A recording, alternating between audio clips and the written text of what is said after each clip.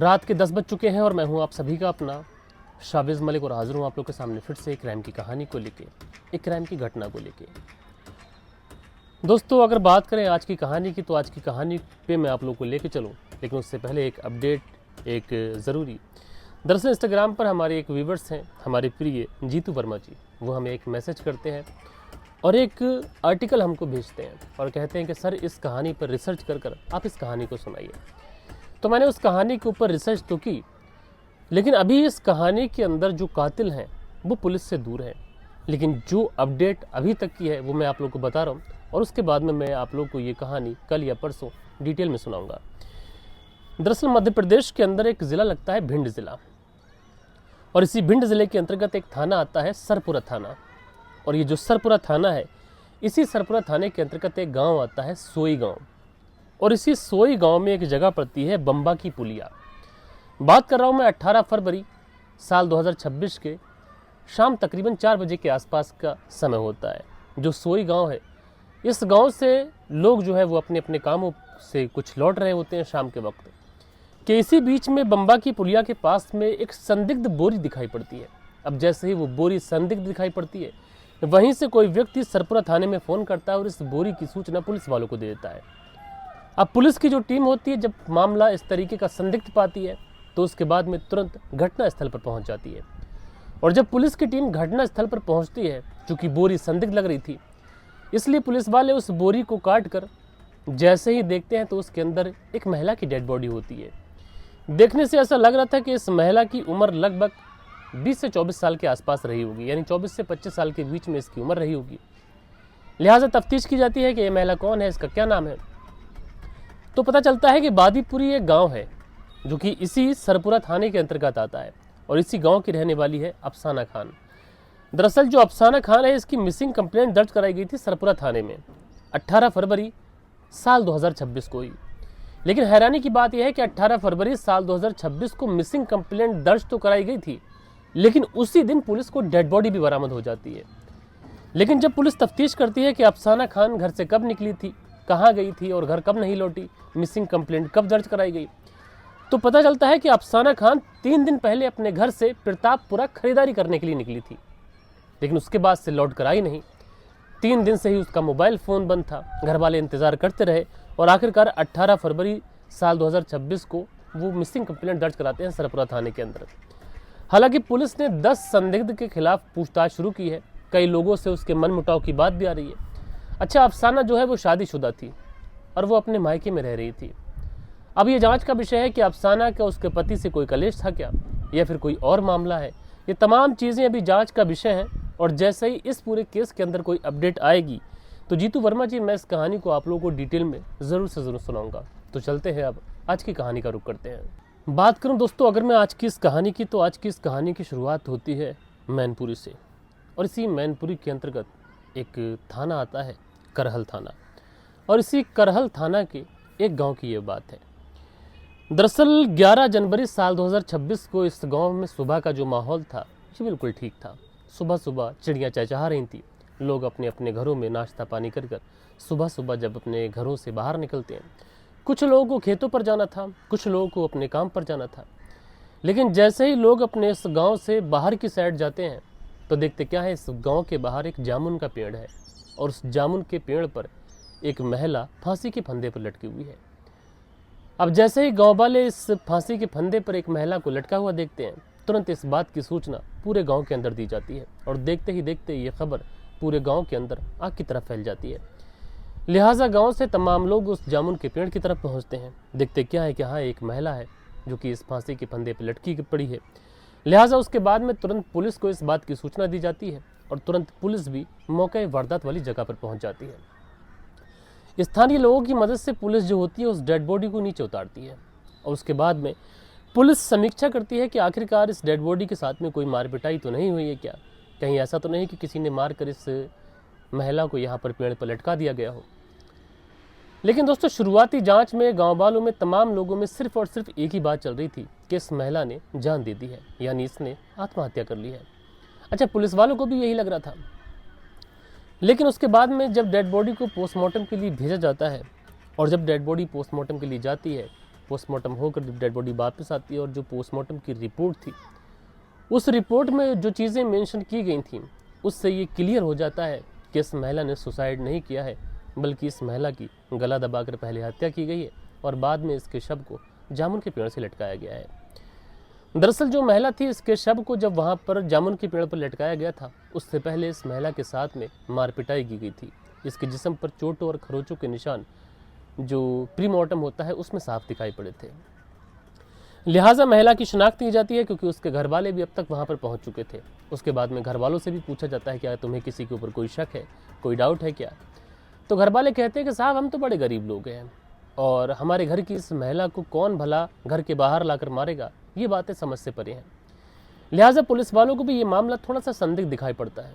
Police वालों को भी पहली नज़र में ऐसा लग जाता है कि हो सकता है कि ये महिला किसी से मिलने मिलाने के लिए बाहर आई हो, या फिर कोई ऐसा हो जिसने दुश्मनी के चलते पहले घर में हत्या की हो, बाद में इसको लाकर यहाँ पर टांगा गया हो। अच्छा, घर वालों के प्रति भी संदेह होता है, लेकिन घर वालों से लेकर तमाम एंगल पर जब पुलिस छानबीन करती है तो पुलिस को कुछ भी नहीं मिलता है। लिहाजा पुलिस फैसला करती है कि इस महिला की कॉल डिटेल्स वगैरह निकाली जाए। और जब इस महिला की कॉल डिटेल्स निकाली जाती हैं दोस्तों, तो उस कॉल डिटेल्स में एक नंबर ऐसा था जिसमें लास्ट बार बात की गई थी। अब जब पता किया जाता है कि इस महिला के जो लास्ट बार जिस नंबर पर बात की गई थी वो नंबर किसका है, तो पता चलता है ये नंबर है धर्मेंद्र कुमार का। अब जब धर्मेंद्र कुमार का नाम सामने आता है तो पता ये चलता है कि ये जो महिला थी ये धर्मेंद्र कुमार के सगे भांजे की पत्नी थी। अब सवाल यह है कि सगे भांजे की पत्नी से धर्मेंद्र कुमार आखिरकार लास्ट टाइम क्या बात करेगा, और उससे पहले भी धर्मेंद्र कुमार इस नंबर पर लगातार बातचीत किया करता था। अब चीज़ें साफ थीं कि धर्मेंद्र कुमार और इस महिला के बीच में कुछ ना कुछ तो ऐसा था जो शायद पुलिस को जानना बहुत ज़्यादा ज़रूरी है। शायद इस हत्याकांड के तार इस रिश्ते से ज़रूर जुड़े हो सकते हैं। लिहाजा उसके बाद में पुलिस की जो टीम होती है, मानपुरा जो गांव है उसी गांव का रहने वाला था ये धर्मेंद्र कुमार, मानपुरा में उसके घर पहुंचती है तो पता चलता है कि जो धर्मेंद्र कुमार है ये घर छोड़कर फरार हो गया है। अब जैसे ही पुलिस को ये पता चलता है कि धर्मेंद्र कुमार घर छोड़कर फरार हो चुका है, अब पुलिस का जो शक था वो शक यकीन में बदल चुका था। लिहाजा उसके बाद में पुलिस की जो टीम होती है अपने मुखबिरों को एक्टिव करती है और उसके बाद में इस धर्मेंद्र कुमार की तलाश शुरू कर जाती है। अब धर्मेंद्र कुमार की जब तलाश शुरू की जाती है तो आखिरकार एक मुखबिर पुलिस को ये खबर देता है कि धर्मेंद्र कुमार फला फला जगह पर है। लिहाजा पुलिस की टीम अपनी टीम के साथ में वहाँ पर दबिश डालती है और इस धर्मेंद्र कुमार को गिरफ्तार कर लिया जाता है। जब धर्मेंद्र कुमार को गिरफ्तार कर पुलिस थाने लेके आया जाता है और जब इससे पूछताछ की जाती है तो शुरुआत में धर्मेंद्र कुमार पुलिस को घुमाने की तमाम कोशिशें करता है। पुलिस धर्मेंद्र कुमार से ये भी पूछती है कि अच्छा, अगर तुम इस सारी चीज़ों में इन्वॉल्व नहीं हो तो फिर तुम भागने की कोशिश क्यों कर रहे थे? तो धर्मेंद्र कुमार यहाँ भी पुलिस को गुमराह करने की कोशिश करता है। लेकिन दोस्तों पुलिस बड़े अच्छे से जानती थी कि धर्मेंद्र कुमार पुलिस से झूठ बोल रहा है। लिहाजा पुलिस वाले अब धर्मेंद्र के ऊपर सख्ती दिखाते हैं और जब धर्मेंद्र के ऊपर सख्ती बढ़ाई जाती है तो आखिरकार धर्मेंद्र टूटता है और टूटने के बाद में अपना जुर्म कबूल करता है और कहता है कि हाँ, अपने भांजे की पत्नी की हत्या मैंने ही की है। अब जैसे ही ये मामा अपने भांज बहू की हत्या करने की कबूल करता है, उसके बाद में पुलिस वाले इससे हत्या करने के पीछे की वजह पूछते हैं और जब इससे हत्या करने के पीछे की वजह पूछते हैं तो एक ऐसी खतरनाक कहानी सुनाता है जिसे सुनने के बाद में इंसान की रूह कांप जाए। दरअसल ये धर्मेंद्र कुमार जो था अक्सर अपने भांजे के घर आया जाया करता था। जो बेचारा भांजा था ये काम के सिलसिले में बाहर भी जाया करता था। तो इस दौरान इसकी जो भांज बहू थी वो इसे घर पे अकेली मिला करती थी। उस समय ये धर्मेंद्र कुमार अपनी उस भांजे की पत्नी से डबल मीनिंग बातें करता और किसी तरीके से ये उसको अपने जहाँ से मिले लेता है। उसके बाद में जो नहीं होना चाहिए था वो होता है। इन दोनों के बीच में प्रेम प्रसंग शुरू होता है और मर्यादाओं की जितनी भी सीमाएं होती हैं वो सारी सीमाएं पार हो जाती हैं।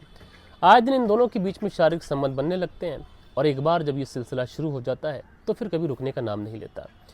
धीरे धीरे ये चीज़ें बढ़ती रहती हैं, लेकिन इसी बीच में धर्मेंद्र कुमार को ये पता चलता है कि जो उसकी प्रेमिका है, जो उसके भांजे की पत्नी है, उसका एक और प्रेमी है जो कि पुराना प्रेमी है।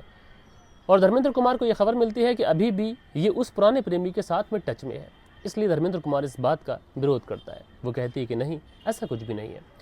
लिहाजा इसी 10 तारीख को यानी 10 फरवरी साल 2026 को धर्मेंद्र कुमार अपनी प्रेमिका यानी अपनी भांजे की पत्नी को मिलने के लिए बुलाता है और उसके बाद में उससे अपने पुराने प्रेमी से मिलने के लिए मना करता है। और इसी बात को लेकर इन दोनों के बीच में झगड़ा होता है और इसी वजह से गुस्से में आग बबूला होकर जो धर्मेंद्र कुमार होता है इस महिला की हत्या कर देता है।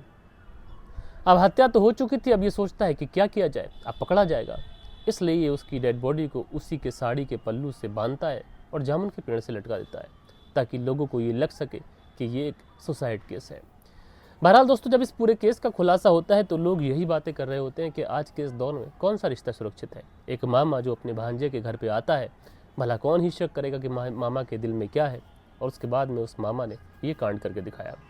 तो आज के इस दौर में किसी भी रिश्ते पर आप भरोसा नहीं कर सकते, इसलिए आप लोग को सावधान सतर्क रहने की ज़रूरत है। बहरहाल दोस्तों, आप लोग इस पूरी स्टोरी को कैसे देखते हैं, आप लोग अपनी राय मुझे कमेंट्स करके ज़रूर से ज़रूर बताइएगा। बाकी कल के दिन आप लोग के कुछ बेहतरीन से कमेंट्स भी थे, वक्त होता है कि आप लोगों के कमेंट्स पढ़ लिए जाएँ। सो दोस्तों, कल के दिन जो आप लोगों ने कमेंट्स किए थे, इसमें यशपाल सोलंकी हैं और ये लिखते हैं, मलिक भाई कमेंट्स को सही से पढ़ा कर कीजिए, मेरे लिखने में गलती नहीं करता हूँ और जल्दबाजी में उच्चारण सही नहीं होता। वैसे आज की कहानी अच्छी है, शुक्रिया यशपाल सोलंकी फ्रॉम बुलंदशहर। तो यशपाल सोलंकी जी, कई बार ऐसा होता है कि जल्दबाजी में मैं पढ़ देता हूँ तो उच्चारण उसमें सही से हो नहीं पाता, उसके लिए मैं वाकई माफ़ी चाहता हूँ आपसे, लेकिन आइंदा से ये कोशिश रहेगी कि मैं सारे ही कमेंट्स बड़ी सहूलियत के साथ पढ़ूँ। मनदीप वर्मा की पत्नी प्रादीप वर्मा जलंधर पंजाब से कहानी सुनती हैं, बहन आपका बहुत बहुत शुक्रिया। और उसके बाद में अशबा जी बहुत प्यारा सा कमेंट्स करती हैं, आपका भी शुक्रिया। खान अकील हैं, लिखते हैं अस्सलाम वालेकुम शाबिश भाई, आज तो कुछ समझ ही नहीं आ रहा है कि क्यों, बहुत दर्द भरी कहानी है ये। तो खान अकील जी मेरे भाई, आपका बहुत बहुत शुक्रिया। नरगिस बानो है, लिखते हैं अस्सलाम वालेकुम शाबिश भाई, कैसे हैं आप, अल्लाह आपको अच्छा रखे, मैं आजकल वीडियो पर कमेंट्स नहीं कर पा रही हूँ। तो नरगिस बानो जी, मैं ठीक हूँ, आप बताएं कैसे हैं, और कोशिश किया करें कि कमेंट्स किया करें। और उसके बाद में असलम है, लिखते हैं कितना रोज़ा हो गया आपका। तो असलम जी, रोज़ा कम या ज़्यादा नहीं होता, सब लोग एक ही बराबर होते हैं। उसके बाद में भाई आपका दूसरा चैनल कौन सा है, उसका लिंक भेज दीजिए। असलम जी, मैं डेफिनेटली आज के इस वीडियो में शेयर कर दूंगा। उसके बाद में गोपी खेड़ी हैं और दिनेश कुमार हैं, लिखते हैं नमस्कार मलिक भाई साहब, बढ़िया अंदाज़ है आपका। तो दिनेश कुमार जी मेरे भाई, शुक्रिया आपका। प्रियंका सिंह लिखते हैं, बहुत ही दुख भरी कहानी है भैया। तो प्रियंका सिंह जी बहन मेरी, शुक्रिया आपका। सुरेंद्र शर्मा है, लिखते हैं नमस्कार मलिक भाई साहब, नाइस स्टोरी। सुरेंद्र कुमार श्री विजयनगर राजस्थान से सुनते हैं, तो आपका बहुत बहुत शुक्रिया। दिनेश कुमार है, लिखते हैं बहुत ख़राब समय चल रहा है भाई। तो दिनेश कुमार जी मेरे भाई, शुक्रिया आपका। फरजाना सिद्दीकी लिखते हैं, आज की स्टोरी बहुत हार्ट टचिंग थी, सच्चे प्यार का खौफनाक अंत हुआ। तो बहन आपका शुक्रिया। सुन त्यागी हैं, लिखते हैं नमस्कार भाई साहब, रेनू सुन त्यागी शाना बुलंदशहर से सुनते हैं, तो बहुत बहुत शुक्रिया। जहांगीर आलम है, लिखते हैं शाबिश भाई, मुझे नींद नहीं आती है जब तक मैं आपकी कहानी नहीं सुनता हूँ। तो शुक्रिया मेरे भाई। दिलशाद अहमद लिखते हैं, काफ़ी दिनों से मंसूरी भाईजान ने कमेंट्स नहीं किया है। जी भाई, ये बात नोटिस करने वाली है कि मंसूरी भाईजान ने कमेंट्स नहीं किया है, शुक्रिया, खैर आपने बताया। अदी शेख हैं, लिखते हैं वीडियो में एआई इमेज यूज़ किया करें। तो एआई इमेज में इसलिए यूज़ नहीं करता कि हमें कहानी सुनने से मतलब है या फिर इमेज देखने से मतलब है। तो अगर आप चाहते हैं मैं एआई की इमेज एडिट करूं तो डेफिनेटली हम दूसरे चैनल पर कोशिश करेंगे। मोहम्मद रिजवान, साहिल जी, परवेज़ अहमद जी, सचिन चौधरी जी, दिनेश कुमार जी, ये कुछ बेहतरीन प्यारे से कमेंट्स करते हैं। खैर आप लोग का बहुत बहुत शुक्रिया। और अभी मैं जब वीडियो शूट कर रहा हूँ तो 6:10 हो चुके हैं, आप समझ सकते हैं, इसलिए जल्दी जल्दी वीडियो को ख़त्म करते हैं और मिलते हैं कल के दिन किसी और वीडियो के साथ में, किसी और स्टोरी के साथ में। जब तक के लिए अपना ख्याल रखें, देश का ख्याल रखें, परिवार के रिश्तों की अहमियत को समझें। जय हिंद, जय भारत।